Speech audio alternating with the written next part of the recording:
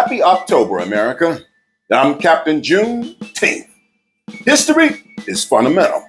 So let's talk about the female patriots and traitors of the Civil War. Today, we'll discuss Union soldier and patriot Frances Louisa Clayton. In April 1861, when the Civil War began, Frances Louisa Clayton and her husband were living in Minnesota.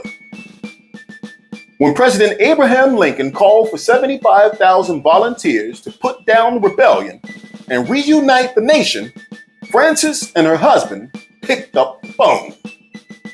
Frances cropped her hair short, dressed as a man, and with her husband, enlisted in the Minnesota State Militia Cavalry.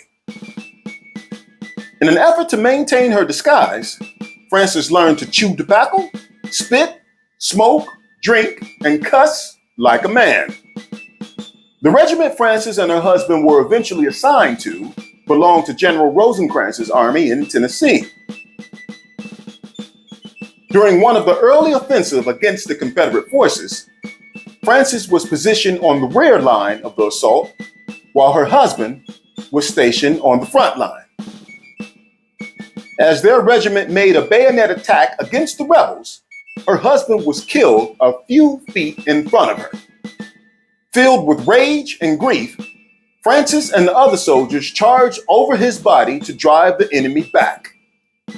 As the battle was ending, she was struck in the hip with a minie ball and required immediate medical attention. During Frances's treatment, the surgeon discovered she was a woman, and after a short period of recovery, she was discharged from her regiment on January 3, 1863. Once she fully recovered from her wounds in Minnesota, Frances pleaded with her commander to return to the regiment, but to no avail.